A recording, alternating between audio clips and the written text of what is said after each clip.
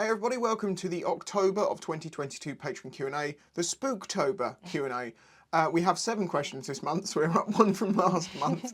If anyone would like to help support this channel by joining Patreon, there's lots of benefits to it. You get to see videos early, you also get to put a question in for the Q&A, and if you think you've got better questions than these people, then join and give us a question. Anyway, Vincent, hi guys, do either of you believe in ghosts or the paranormal? If you do, have you had any experiences?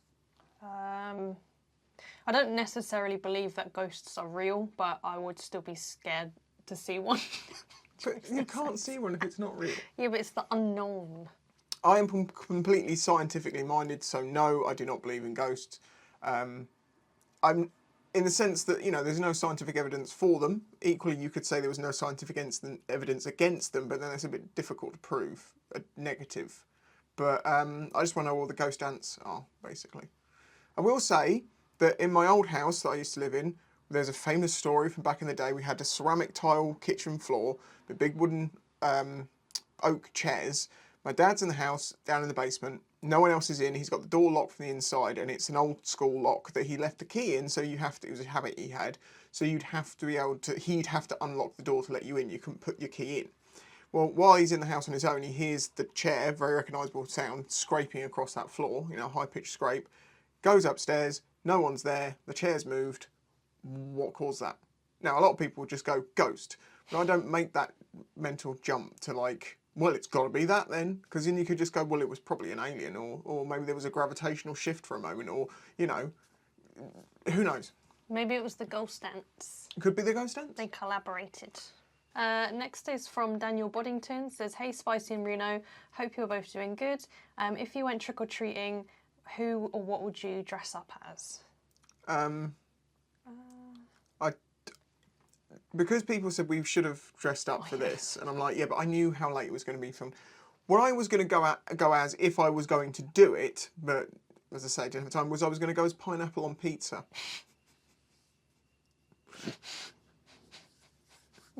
Not quite sure how I was going to do that, and then the idea of doing pineapple on pizza this late after actual Halloween just feels wrong. Especially how late when this, because this video of course goes to Patreon around the time of like Halloween, but obviously much later on YouTube. Anyway, I didn't really do any trick-or-treating when I was a kid. It's the ghosts. What do you want to dress up as?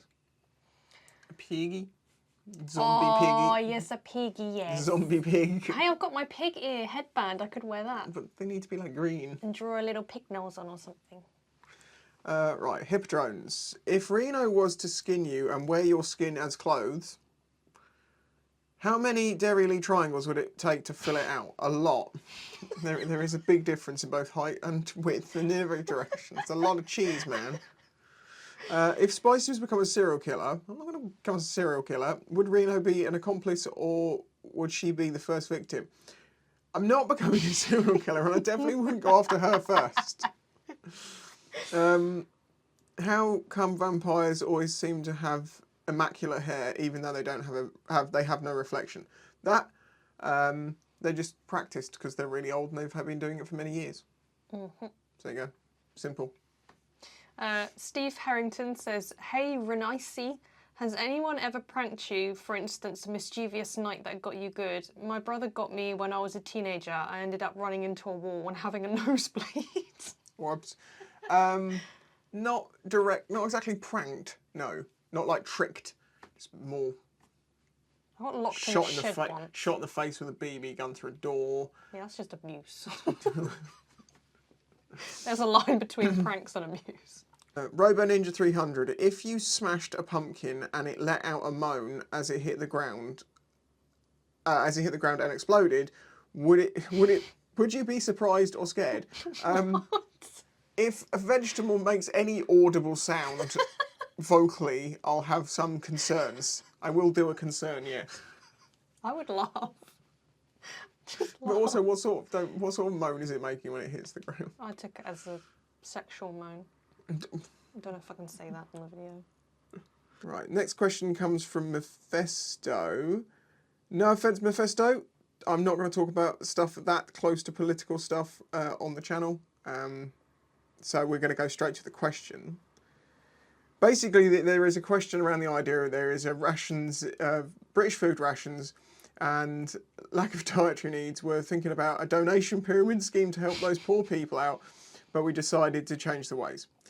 So every British family will get one free spooky offering to help support our insecure drunk aisles of dialects, also known as the Great UK Public. Which would you like to receive as a donation for the spooky month? Right, okay, so it's basically pick between these things. 10 litres of pumpkin soup, available vegan or murder style. I don't get how pumpkin soup's murder style, but okay. Maybe they stem like this. 100 green zombie currywursts with sauce. Bread will not be provided. Mouldy cheese with enough smell to keep the pesky children away, or 4 pumpkin spice lattes due to the abnormally expensive price that we all can offer. The Jeffrey Dahmer special, 1 slice of Queen's bacon with real mature bacon. I think I'm going for the currywursts. I don't like pumpkin soup. I don't like any of the options, nor do I want mouldy cheese, so I think I'm just going to have to be Jeffrey Dahmer. Bacon with some bacon. Please let us know so we can inform the head of British food rations and lack of dietary needs. Thanks for Festo. But yeah, last question, and it is another long one. It's from John D. It says, Spicinoi. Yeah. A few questions. Is it boring to not be interested in seasonal things like Halloween, Easter, bonfire night, etc., and to not acknowledge them in the slightest? And to an extent, even Christmas and birthdays, as in just skim over them like it's a normal day? And do you think many people would bother with Halloween if they couldn't dress up as a slutty, insert random object here? Slutty YouTuber? Anyway, I sometimes wonder what life would be like without these dates to look forward to. And right. There is a bike question. We'll get that in a second. I think it's completely normal to if you like. I don't really do anything for Halloween. I don't really like horror movies and stuff like that. That's not my favourite genre of film. So it's not like it does any great thing. I mean, I like it more than all the other ones because it's not about buying things. It's just about getting together and having fun, which Christmas and all those other things absolutely are not. To the point that I think if we removed present giving from Christmas, it might actually be better for everyone. Yeah. We'll all have more money and we won't have a load of stuff that we don't need, and there won't be massive more, e-waste and environmental damage just by people buying so much plastic and all that sort of stuff. Yeah. So I think it's completely normal. And sometimes my birthdays, I'm not that interested in them. I kind of want to skim on by. So I think you do you. The next part of the question was a bike question. I need an A2 bike, I know. Could both of you give 2 bikes you'd choose, one that's A2 ready and one that needs restricting down? Finally, is there any new keyring designs in the works? Perfect stocking fillers. Thanks for answering and for the years of entertainment. These exist. I recently released these. So if you want one of those, have a look at links in the description. And there's the old design and the beef ones. They're all there still. Okay, so a bike, A2 suggestions that are both either A2 naturally or restricted. The natural one, I'm going to say CBR 500F is a great example.